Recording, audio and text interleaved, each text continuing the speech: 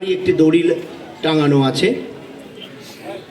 একটি দড়ি টাঙানো অর্থাৎ দড়ির এক প্রান্ত থেকে আরেক প্রান্ত একটি স্কাউটস, নিচে হয়তো গভীর খাদ, কিন্তু জায়গাটাকে ক্রস করতে হবে।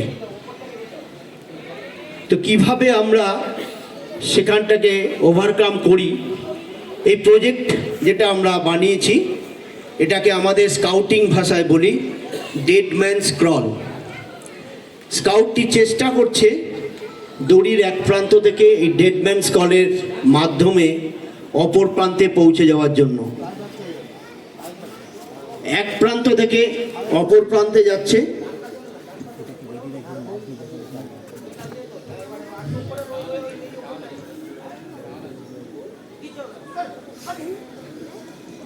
স্কাউট শুভজিৎ দে গাছের ওপরে উঠে এবার যে দড়িটি বাঁধা আছে সেই দড়ির মাধ্যমে এক প্রান্ত থেকে অপর প্রান্তে এগিয়ে যাওয়ার চেষ্টা করছে।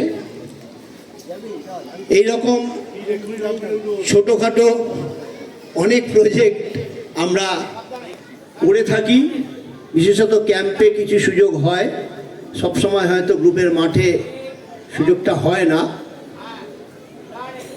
চেষ্টা করছি। দেখুন, ছেলেটি দড়ির ওপরে মোটামুটি শুয়ে পড়েছেন, এবার সে এগিয়ে যাবে, আস্তে আস্তে এগিয়ে যাবে।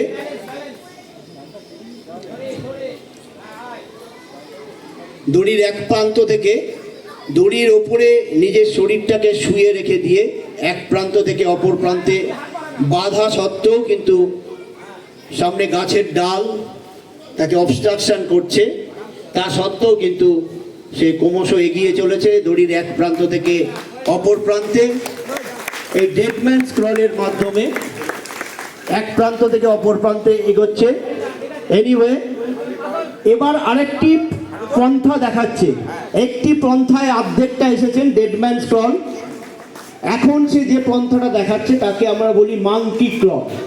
মাংকির মাধ্যমে, অর্থাৎ দেখুন একটা পা ছাড়ছে আর একটা পা দিচ্ছে, অর্থাৎ দুটো পন্থাই কিন্তু স্কাউটটা আপনাদের সামনে তুলে ধরলো। প্রথমে কিছুটা ডেড ম্যানস ক্রল এবং পরবর্তী ক্ষেত্রে মাংকি ক্রল। এটাকে আমরা বলি, এই মুহূর্তে যেটা ও করছে সেটাকে বলি মাংকি ক্রল। Monkey crawl. দেখুন, দড়ির অপর প্রান্তে পৌঁছে গেছে ছেলেটি। এইভাবে কিন্তু আমরা বিভিন্ন অ্যাক্টিভিটিস করে থাকি। দেখুন, অপর প্রান্তে একটা বাঁশির আওয়াজ হচ্ছে, অর্থাৎ ডেঞ্জার কল। পিপ্পি পিপ্পি পিপ্পি, এটা স্কাউটিং এর হুইসেল ভাষায় বলে ডেঞ্জার, অর্থাৎ মনে হচ্ছে যে কোনো বিপদ ওপরে হয়েছে। দেখুন, একটি দড়ি ওপর থেকে নেমে আসছে, দুজন আমাদের রোভার্স লিডার এবং স্কাউট তারা দড়িটা ফেলে দিয়েছে। মনে হচ্ছে কেউ অসুস্থ হয়ে অচৈতন্য হয়ে গেছে, অর্থাৎ আগুন লেগেছে। সিঁড়ি ব্যবহার করা যাবে না, লিফট ব্যবহার করা যাচ্ছে না। দেখুন, ছেলেটিকে অচৈতন্য, ছেলেটিকে অলরেডি তারা দড়ির একটি বিশেষভাবে নট বেঁধে, এটাকে আমরা বলি ফায়ারম্যান চেয়ার নট, এই পন্থাটাকে আমরা বলি ফায়ারম্যান চেয়ার নট, বেঁধে একটা অচৈতন্য ক্যাজুয়ালিটিকে ওপর থেকে নামানো হচ্ছে। এবং স্টেজের ওপরেও খেয়াল রাখুন, চারজন গাইড এই যে অচৈতন্য ব্যক্তিটাকে নিচে নামানোর সাথে সাথে তাকে যে হসপিটালে পৌঁছাতে হবে তার প্রস্তুতি শুরু করে দিয়েছে। চাদর এবং স্টাফের মাধ্যমে তারা একটা স্ট্রেচার বানিয়ে ফেলেছে। সেই স্ট্রেচার বানিয়ে ফেলে রেডি হয়ে গেছে, যেই অসুস্থ অচৈতন্য স্কাউটটিকে নিচে নামানোর সাথে সাথে তারা সেখান থেকে স্ট্রেচারে তুলে নিয়ে তারা হসপিটালের উদ্দেশ্যে রওনা দেবে। অর্থাৎ এই বিশেষ পদ্ধতিটাকে আমরা বলি ফায়ারম্যান চেয়ার নট, অর্থাৎ দড়িতে বিশেষ উপায়ে একটি নট ব্যবহার করে সেই অসুস্থ অচৈতন্য ব্যক্তিকে ওপর থেকে নিচে নামানো হয়। প্রয়োজন একটি বড় দড়ি, সেই দড়ির মাধ্যমে হয়তো আমাদের বিল্ডিংটা একতলা, এরকম 4তলা 5তলা বাড়ির ওপর থেকেও কিন্তু আপনারা অনেক সময় দেখে থাকবেন বড় বড় হাই রাইজ বিল্ডিংয়ে আগুন লাগলে ফায়ার ব্রিগেড কিন্তু এই পন্থাই অবলম্বন করে, অর্থাৎ দড়িতে একটি বিশেষ উপায়ে এই ফায়ারম্যান চেয়ার নট বেঁধে সেখান থেকে কিন্তু আবাসিকদের উদ্ধার করে।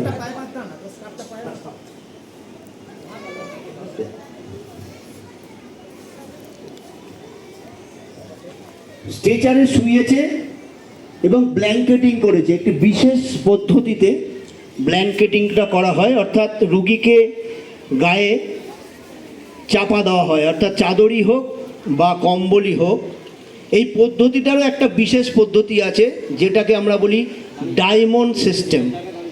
ডায়মন্ড সিস্টেমে ব্ল্যাঙ্কেটিং করা হয়েছে, ডায়মন্ড সিস্টেমে ব্ল্যাঙ্কেটিং করা হয়েছে স্ট্রেচারের ওপরে। এবার তাকে এই স্ট্রেচারটাকে মুভ করে হসপিটালের উদ্দেশ্যে নিয়ে যাওয়া হবে।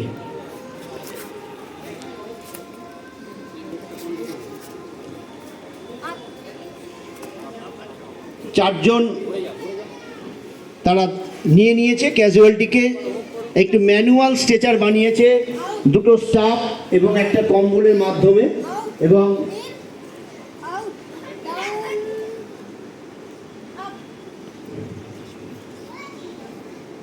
এইভাবে বিশেষ উপায়ে কিন্তু আমরা অসুস্থ রোগীদের আমরা হসপিটালে পৌঁছে দিতে পারি।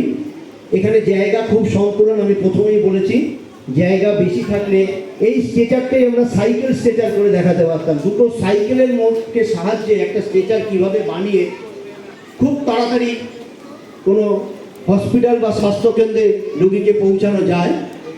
বড় ফিল্ড হলে নিশ্চয়ই ভবিষ্যতে কোনো দিন দেখাবো যে দুটো সাইকেলের মধ্যে একটা স্ট্রেচার কীভাবে বানিয়ে দুজন সাইকেল চালক রুগীকে নিয়ে যেতে পারে। ধন্যবাদ স্কাউট গাইডদের যারা এই অপারেশনগুলো করেছে।